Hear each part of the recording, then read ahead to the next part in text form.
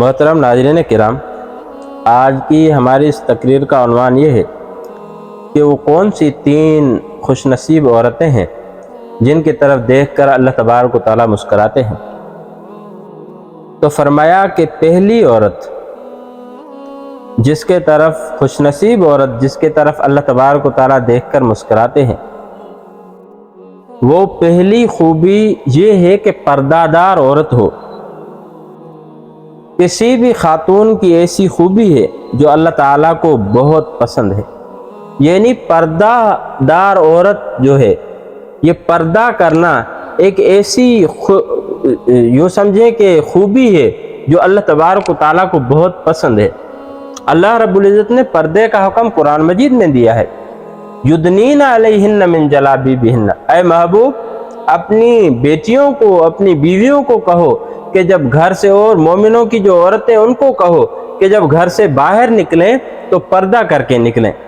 تو پردے کے اندر یہ ہوتا ہے کہ جو انسان کی خوبصورتی ہے وہ دیکھنے میں نہیں آتی، کوئی بھی انسان اس کی طرف دیکھے گا نہیں۔ وہ ایک واقعہ آتا ہے نا کہ حضرت مولانا شجاع آبادی رحمۃ اللہ علیہ غالباً ان کے بارے میں کہ ٹرین میں سفر کر رہے تھے، تو ایک کمیونسٹ اور دہریہ قسم کا آدمی تھا، اس نے کہا کہ اسلام نے عورتوں پر بہت بڑا ظلم کیا ہے۔ تو حضرت نے فرمایا کہ کس طرح؟ تو کہنے لگے کہ عورتوں کو حکم دیا ہے کہ آپ جو ہے پردہ کرو، حالانکہ یہ حکم مردوں کو ہو کہ جب آپ کسی عورت کو دیکھو تو نظریں نیچے کر دو۔ عورتوں کو ویسے گرمی ہوتی ہے، اس کے اندر ان کا سانس گھٹتا ہے وغیرہ وغیرہ، اس قسم کی بات ہے۔ تو حضرت نے ان کو کوئی جواب نہیں دیا، ایک لیمو اٹھایا اپنی بیگ سے اور اس کو جو ہے چھری کے ساتھ کاٹنے لگا۔ تو اس نے کہا کہ یہ کیا کر رہے ہو؟ کہا کہ اس کا جواب آپ کو مل جائے گا۔ اس لیمو کو جیسے کاٹا تو اس کے منہ سے جو ہے تھوک نکلنا شروع ہو گئے۔ تو فرمایا کہ مسئلہ سمجھ میں آیا؟ اس نے کہا کہ لیمو کاٹنے سے کوئی مسئلہ سمجھ میں آئے گا؟ تو فرمایا کہ یہی لیمو جب میری بیگ کے اندر تھا تو آپ کے منہ کے اندر یہ تھوک آئی؟ کہا کہ نہیں۔ کہا باہر نکالا تو؟ کہا کہ پھر آنا شروع ہو گئی کیونکہ اس کی کھٹاس مجھے محسوس ہوئی۔ تو فرمایا کہ عورت جو ہے وہ جب تک پردے میں ہوگی تو آپ جیسے کتے جو ہیں ان کے منہ سے کبھی بھی تھوک نہیں نکلے گی، جب وہ باہر کھل کر نکلے گی تو پھر آپ جیسے بہت سارے کتے اس کو دیکھیں گے اور اس کی طرف دیکھ کر اس کے منہ سے تھوک نکلے گی۔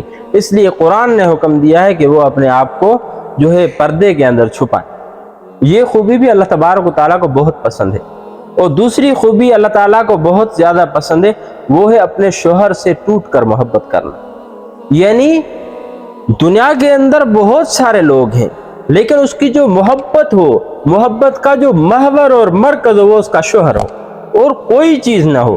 والدین کا ادب احترام اپنی جگہ پر، بھائیوں کے ساتھ محبت اپنی جگہ پر، اولاد کے ساتھ محبت اپنی جگہ پر، لیکن سب سے زیادہ محبت دنیا کے لوگوں سے بات کر رہا ہو، سب سے زیادہ محبت دنیا کے لوگوں میں سے وہ اپنے شوہر کے ساتھ ہو۔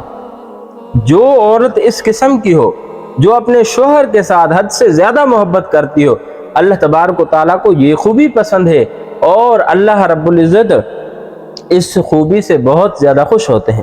اور تیسری خوبی یہ ہے کہ اللہ تعالیٰ کے سامنے جھکنا، رکوع اور سجدہ کرنا، ایسی عورتیں بھی اللہ تبارک و تعالیٰ کو بہت پسند ہے۔ یعنی جو ہر وقت اللہ تبارک و تعالیٰ کی عبادت میں مصروف رہتی ہیں، جو اللہ کے سامنے رکوع اور سجود میں مصروف رہتی ہیں، ایسی عورتوں کے ساتھ بھی اللہ تبارک و تعالیٰ محبت کرتے ہیں۔ دیکھیں، جس کے ساتھ اللہ محبت کرے تو اس کا باقی کیا رہ گیا؟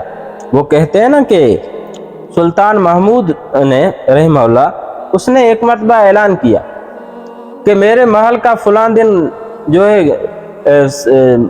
دروازہ کھلے گا، جو اندر داخل ہو جس چیز پر ہاتھ رکھے وہ اس کی ہوگی۔